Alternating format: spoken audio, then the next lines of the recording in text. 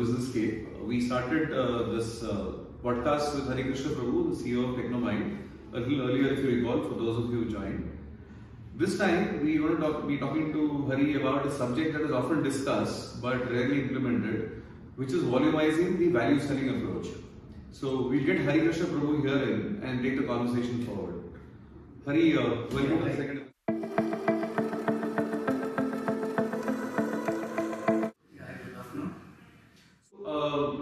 I've heard you speak about it. In my experience when I was actively involved, I heard value selling, volume selling motions, and the need that value selling should become institutionalized, it should scale.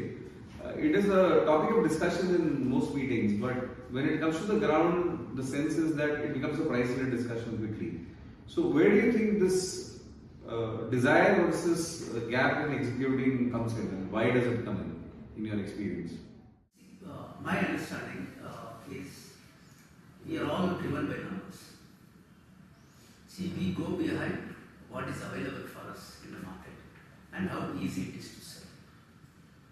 So it is not that it is not executed well. Is there a planned thought process, or is there a mechanism of selling value-based solutions to more and more people? That is the thought process. It is not that nobody wants to do it or it is difficult to sell. Nothing of that sort. It's all about what is the direction that we take and how do we actually go and execute. So there needs to be a plan for everything.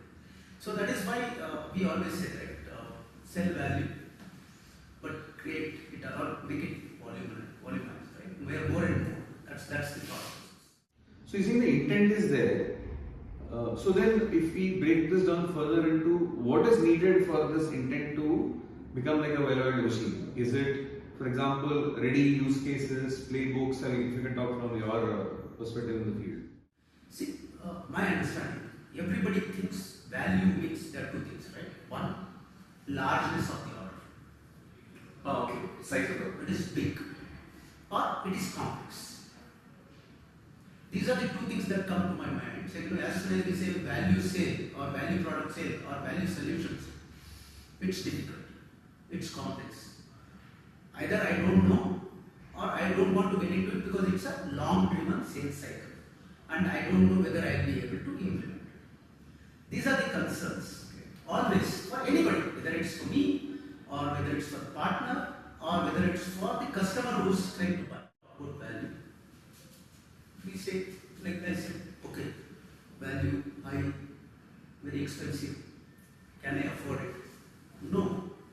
Even if there is a product which is 2 lakh rupee worth, if it is solving a problem of a customer, it is adding value to customer.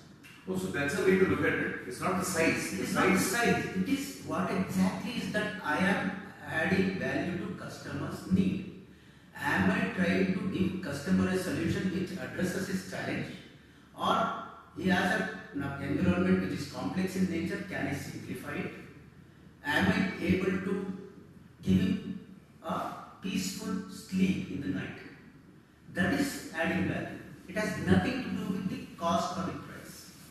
So I think this distinction is perhaps not widely prevalent. Exactly. What happens is, I go and take the example of TechnoBind. We have a lot of solutions which are very push solution, or I don't want to call it as niche, but a very state-of-the-art or sort of problem-solving solution. But the cost of the solution is small. It's not. It could be some 5s or 10s of K. But the sales effort actually is on the higher side, because you have to go and obviously understand the customer need, the second one go and educate him and sell, right? So partners, what happens is, or we ourselves, our sales guys also look at it as effort to result ratio. The kind of effort that I am putting in for this particular product versus what I get as the return is very small.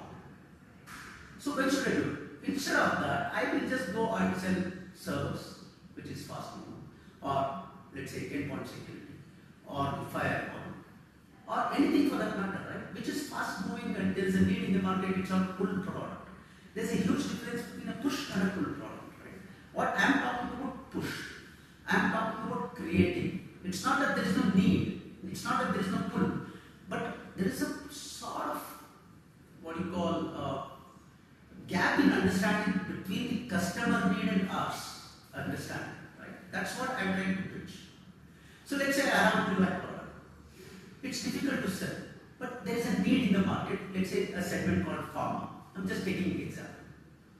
So if there is a problem for a pharma customer, that problem is same for all the 10, 20, 30, 40 pharma customers.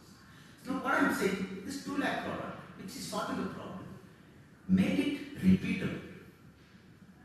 So that the effort, what you put in for the first order in making it seller, the success that we get, the learnings that we get, make it repeatable.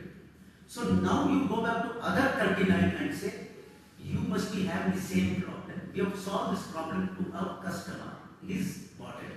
Why don't you look at it? So what I'm saying is, immediately I have 39 other customers. So now look at it. The value that I created for one customer becomes voluminous. Voluminous, right? It is easy for our people to look at it.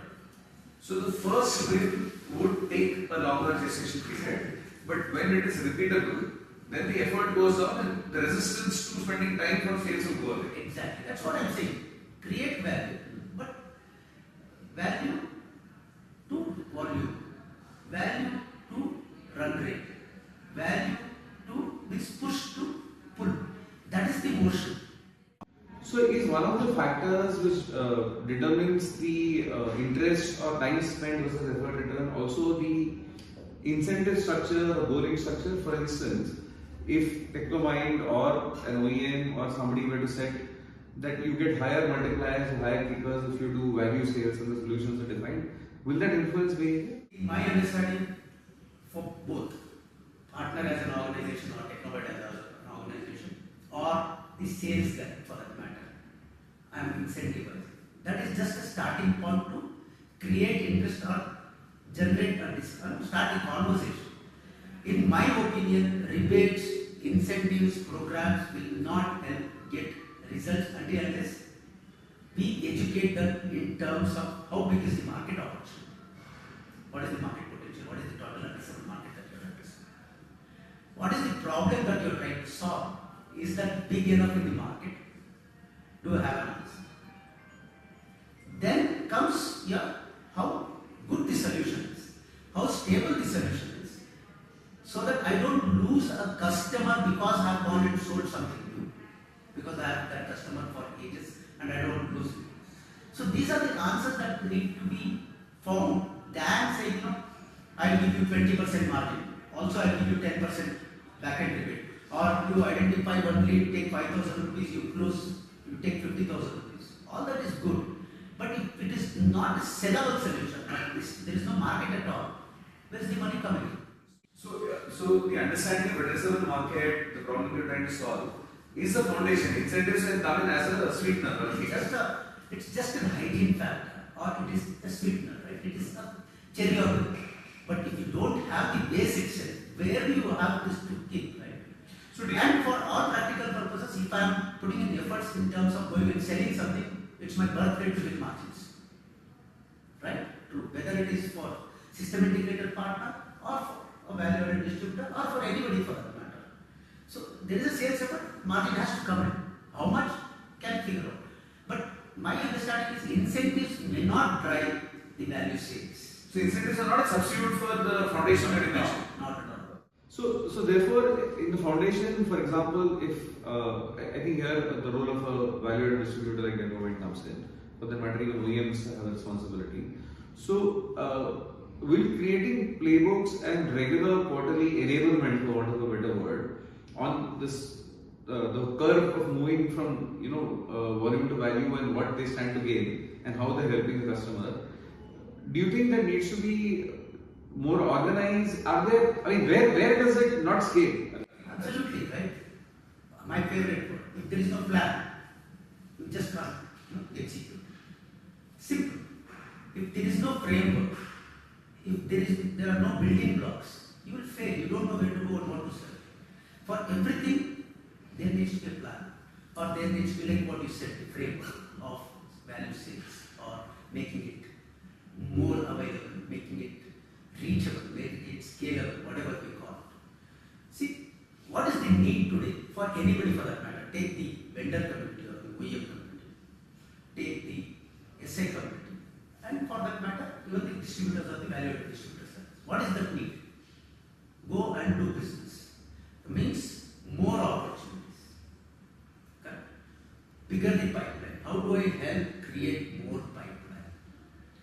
Am I able to get more and more opportunities on the table? That is what matters. So, but do I have enough time to go and take this small or a value or a push product and say, I will create pipeline? It needs to be done in a very systematic manner. I understand. We have to go, push. We have to go talk. How easy, or can I make it easy to go and talk? Can I make it a sort of a stack-oriented solution so that people can go and talk about it? It's all about what is that I will do to create more and more opportunities is what matters. More the opportunities, more the business.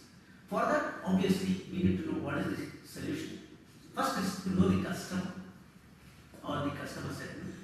What problems are they facing? If it is compliance, if it is their own internal guidelines, or if it is the backup word, we call it as faster restoration, or whatever we talk about. Right? All these are the needs for the customer.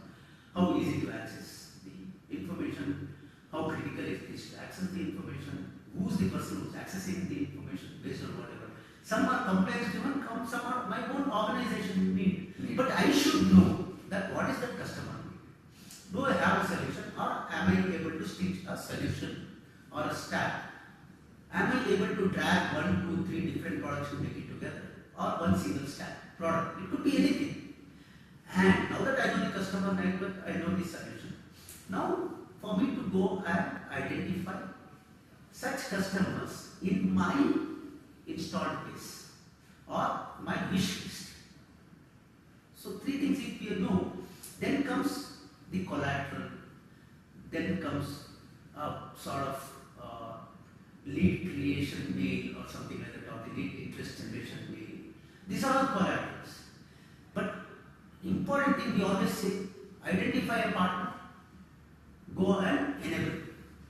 These 2 are the easiest, but will not yield so much of result, because I identify a partner if it is not the right partner for that particular solution phase. The second one, I enable. What do you enable them on? I have this product. These are the 4 features. This solves this problem. That's the enablement that we are talking about. That's not the enablement. So the story that is needed for a particular problem scenario is Vertical not understanding, problem understanding, that is education. How big is the market? What is the problem that we are trying to solve? This is the second biggest education that I am talking about. How easy it is to sell. The third education. Then comes your margins, then comes your other things. So this has triggered a couple of thoughts or questions rather, which you can shed light on.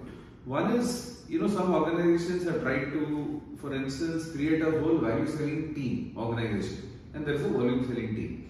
So wherever there is a possibility of this being created, either at a partner end or wherever, do you think this is one solution that can work in real world? Second is, when you spoke about pharma, for example, with your experience, could you speak about any value sale or use case where it was sold once and then you and the team were able to sell it to multiple such, right? We have so many success stories. In fact, the whole concept of volumizing the value came from that particular, from my erstwhile experience of OEM where we did that, selling multiple boxes of solution.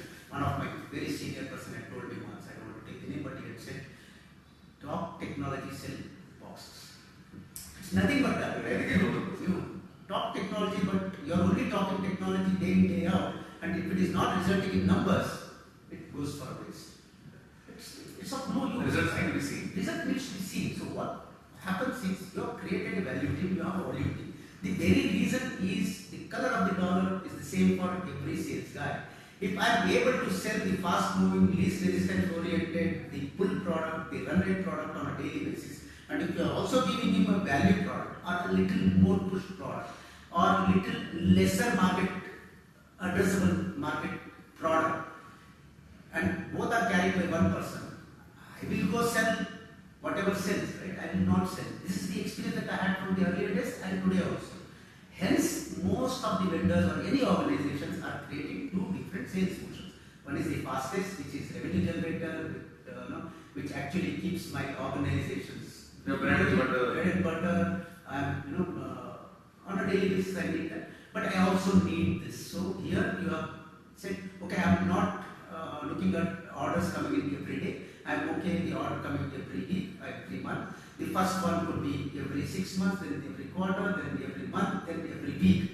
That is volumizing. So from where you were or where you are, which used to be 6 months one order, to you get some predictable cycle. Exactly. That can be achieved only if one is you have created the noise, the collateral, the information, pool, everything. And the second one, you are also reach the market with these, you call it as bundle, the solution stacks, anything for that matter. You need to reach the market.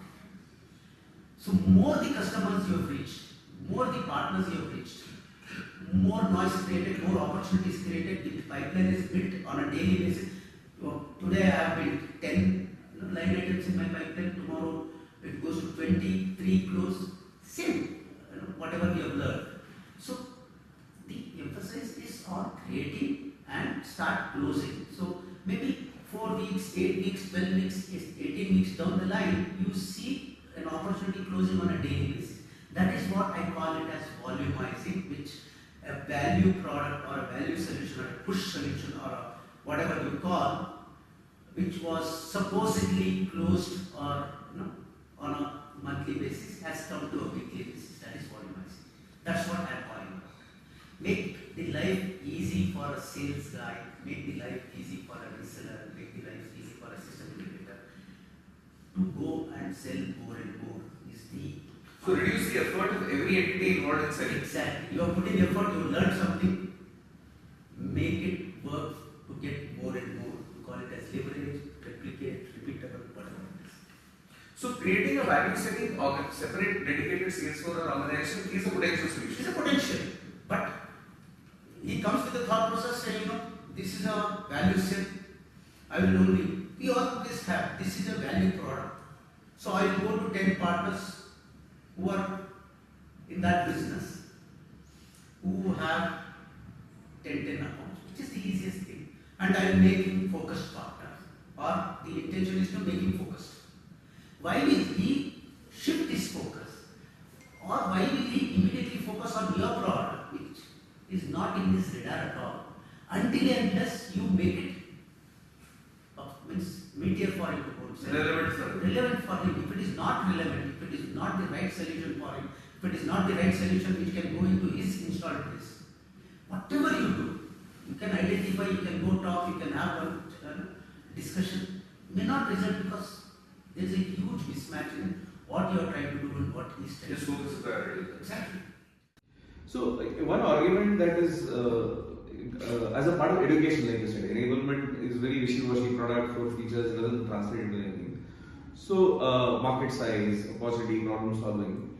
So, one of the arguments is if low value products are sold repeatedly into an organization or an account in the installed base, let's say I'm the sales guy, but there is no stickiness because that product can be replaced by somebody else, a competitor's product. So, value solutions, which is a stack in a sense, can help with account retention. Is that also a valid argument? Exactly. Very recent TechnoBind came into picture. Our name is called as technology binding. We bind technology. See, each of the customer will have different technologies or different products that they have, which is trying to solve a problem. Which is solving the problem at that point in time. But if you look at, there are 15 such technologies or the product in an environment, which is actually making the customer's environment complex. And that is where, if you come out with a stack which which is an architecture by itself and give it to him. Why I am talking about this architecture by itself is if you have built a stack, each of these products that you have built into or plugged into this architecture will talk to each other, will coexist with each other, will complement each other's work. So you are actually giving a solution which is addressing the customer need and not trying to solve a pointed solution, pointed problem, a small problem that you are trying to solve. It has to be, look at it always from the customer angle and say, am I able to simplify customer's environment and make whatever he wanted work. So that can happen only if you understand and if you stitch a solution in such a way that each one of them talk to each other, each work together. So there is no sort of dependency in terms of if this phase, this will not come up, this will not work, and make it hell for a customer and make it hell for a partner also because he's not able to address all these things. So that's why I said, but it is not just selling or the value-based one product to volume. It is about more and more opportunities by building a stack or an architecture or a solution. It's all about either you build a stack wherein you can drag as many products as possible. I have sold something, can I drag one more? I have sold the second one, can I drag one more? One, you are making the pie bigger and bigger with the customer. So your share of wallet is going up. You are not leaving anything to your competitor or anything. Yeah, nobody else can come in. Exactly. Third one, you are also having a peaceful night because you have sold something which is working together. And you made the customers very easier. Exactly. So why should I go and do something which is, okay, today some vendor came and said, this is my beautiful product, go and sell. I know he needs it, but the one that I am trying to sell will not work with this. Why will I go and sell? Or why should I sell? And make it more complicated. So the need for a vendor, need for a solution architect means the SI or a need for a guy like us is to make it work. So what I tell always when I go and talk as much as possible, my solution stack doesn't mean that all 8 products in that particular solution or in that compliance story that need, whether it is DPPA or whether it is the SEBI compliance, whether it is HIPAA compliance, anything. It need not be. It's not that all 8-10 products should come from you. What I say is, first let us try and build a stack wherein I have 4 products, 6 can come from somebody else, but all should work together. That is when it is sellable. Otherwise, I can say I will give you A, but it is not sellable. So you are putting in efforts without any result. But make it. So this also gives credibility, right? You are providing a solution. Exactly. Saying I can provide say 60% of solution and we can help you with the balance 40%. So what is value-added distribution? Value-added distribution is not selling value products. That is important. Yeah. Value-added distribution is creating value for a customer through my value-added reseller or system integrator in addressing these challenges. I think it's Not every product I will be able to distribute. I'm sorry, I'm not here to do that. But I know there are 2 other products which can solve it, but I can identify, give it to the partner, make it the solution, very complete solution and go together. So out of whatever 10 opportunities that is sell, I get 4, means I get all 10 for my 4 products, which is big enough for me. So I am 100% for my products. It's very, very fair. Exactly. That's how we should look at it as a market than looking at, see, I always look at it as a collaborative and make it work. So that is what is value-added distributor's job. Obviously, in terms of doing it, you need to build collaterals, you need to build the reference architectures, you need to have the training modules. All those are sales kit, selling kit, sales efforts, marketing collaterals. All these are hygiene factors for me. For me, very important one line is very thought process and a very clear direction where I am going and what am I carrying. Rest all can be brought in as hygiene factors. You referred to some regulations. So I'll go back to your other thing. Use cases. Long back, right? When we started endpoint backup solution. Endpoint endpoint backup was not known or not required or not good to have solutions.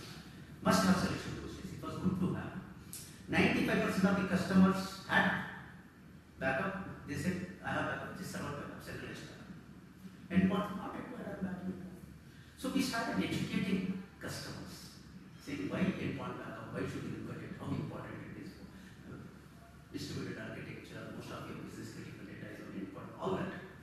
But one of the learning that we had is one of the largest retail customer in India had about 900 outlets.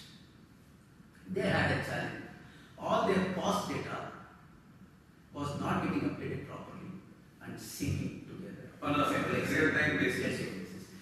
And that what they used to do is when they closed the shop, they used to back it up into a CD or a floppy drive or something like that. Long. And courier. Oh, that is how it is. So the data collection was like that. Exactly. Every day you are doing it and data collection. It was not an ideal scenario.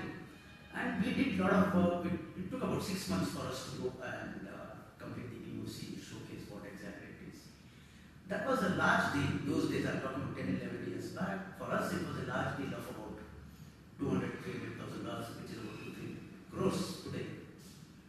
But then we went to, with that solution, we went to every retail customers. And we had 92 to 93% of the retail organization in India On the solution. On this solution are our customers even today. Smallest to the largest. Right? That is repeatable. That is what I call it as volumizing. Yeah, so the one problem you solved work for the entire This is what volumizing. Right? Now you have a proven solution. You know the target audience, which is the customer. You know what is the problem. You just go on to do it.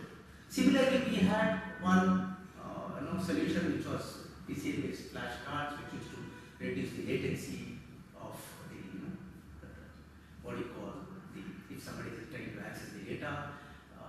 Those days, the internet was small, people were not able to, let's say e-commerce. People were struggling, right? I go click on an order, it takes 10 seconds, 15 seconds, 30 seconds, 1 minute, 2 minutes to open up. So it was giving a wrong kind of bad experience. I'm sure you know that the first big billion day of Flipkart failed. Yeah. Because of the very reason that They could not anticipate the volume and setup. exactly the value was so much that they were not able to cope up. And the entire system crashed. Yeah. So what product we had a piece of best flashcard wherein we went and did this kind of work with the customer, wherein we went and largest e-commerce customer, we showcased how we can reduce the latency and how the faster the higher performance can be given, the faster performance and the faster response time can come about.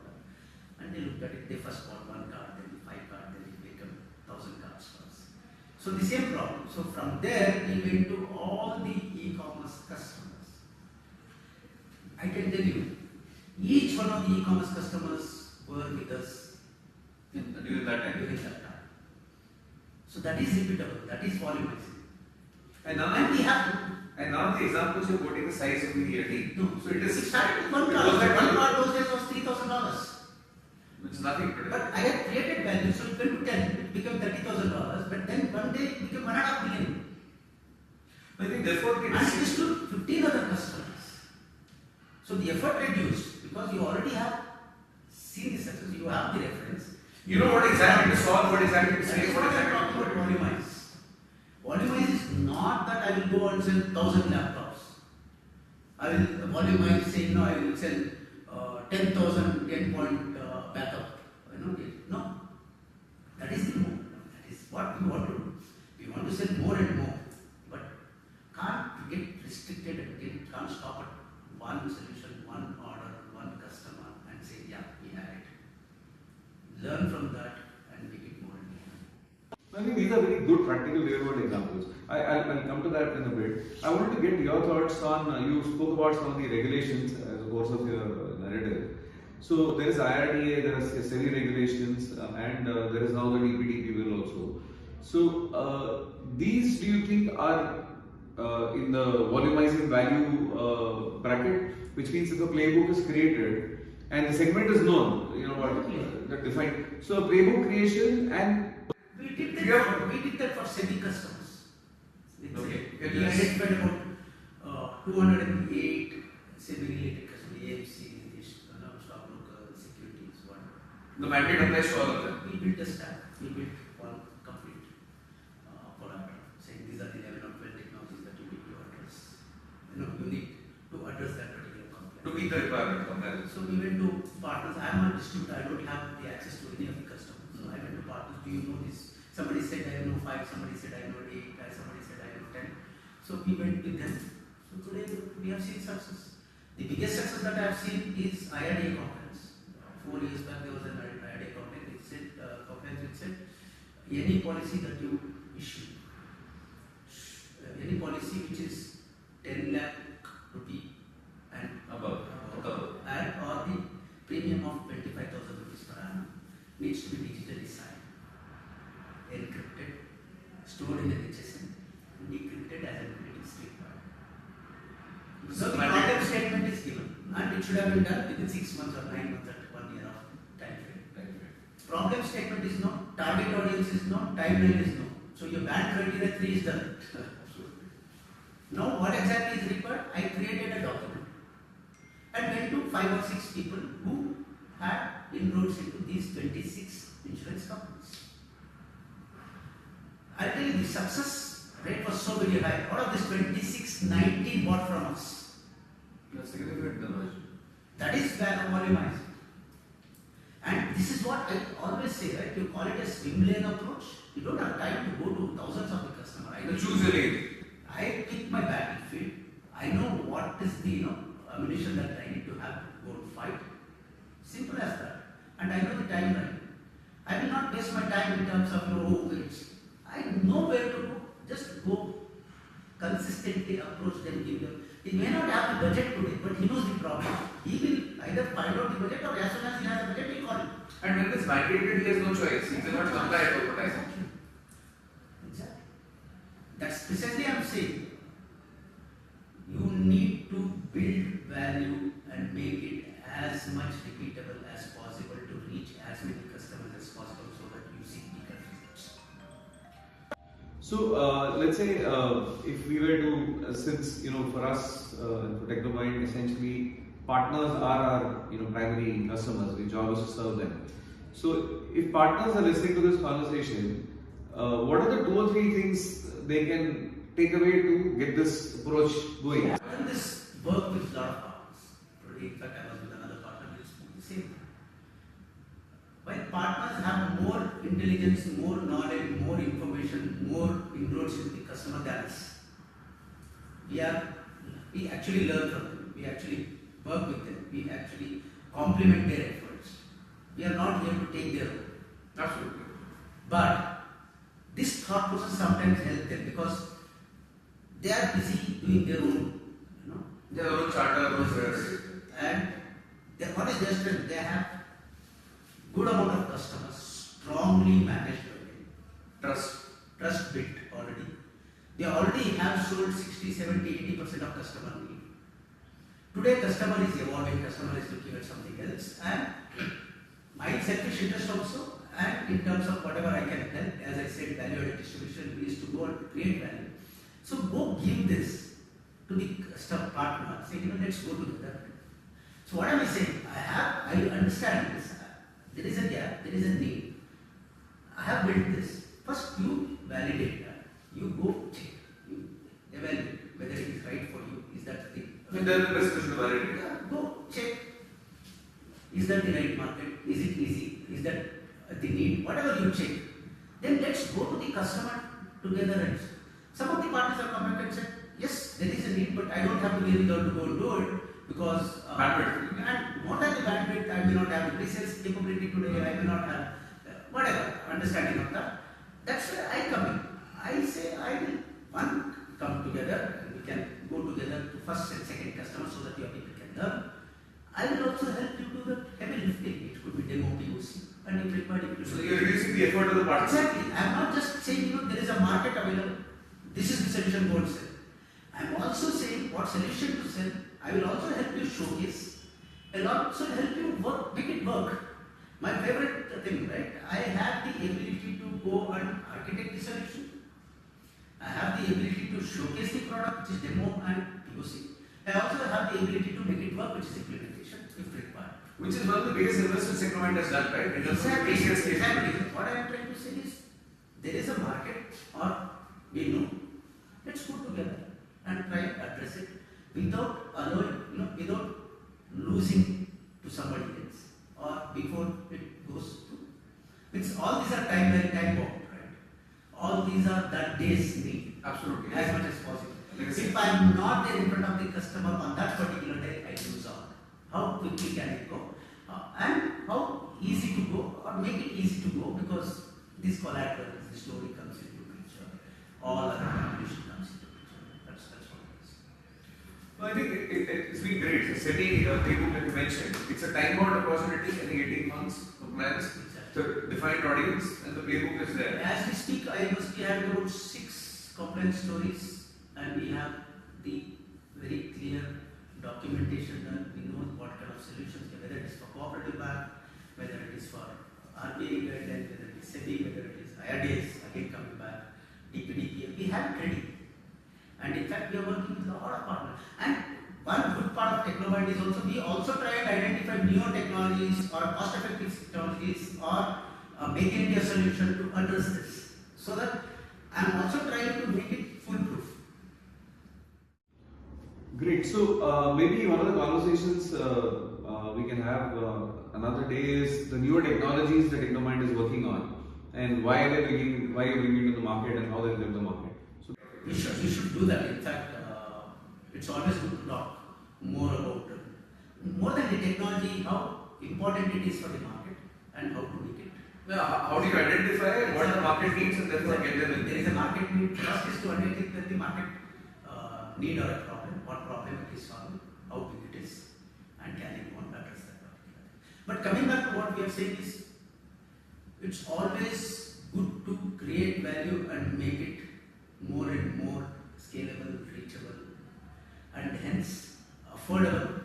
And at the end of the day, the effort needs to be monetized. Am I able to monetize the effort that I have? Yeah, eventually that's where. That's what I'm doing. Great. So if you have any closing thoughts, otherwise we can wrap up the conversation. That's it. In fact, this is my mantra. This is some of our people say it's Gyan, some of the people say it's mantra. But it's both the same. At the end of the day, I have seen that success. We have built practice. We have the documentation ready. We have the intelligence. We have the information ready. We have built some tools around it, which helps create, identify the persona, what mail to send, what kind of. We have everything ready. Maybe one is internalize, we can start using it, which we are using. The second one, we can start working with some of the partners who are very keen to enter into newer territories or newer segments, or some of the people who want to increase their share of wallet, or some of the people who want to diversify into different solutions. That is where these will come very. We should start looking at somebody from the infra to security to infra to cloud, whatever you call it. So these are the ready-made solution documents or the ready-made sales approach that we have built.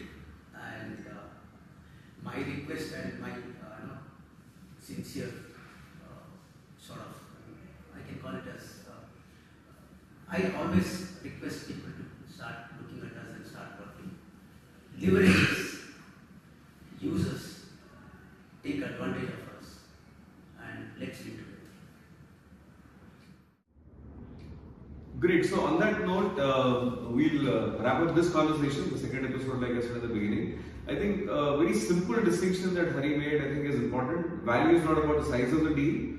Value is about the value you're adding to the customer and solving his problem. So I think that's where the distinction comes in. And that's where I think the whole approach to volumizing value would change in terms of mindset. So to those of you who are watching this, thank you so much for staying with us. And if you found this useful, please like, comment, and we're more than open to any suggestions on what discussions we should have next. So thank you for joining BusinessScape 2026, and we'll be back soon with another conversation. Thank you so much. Thank you.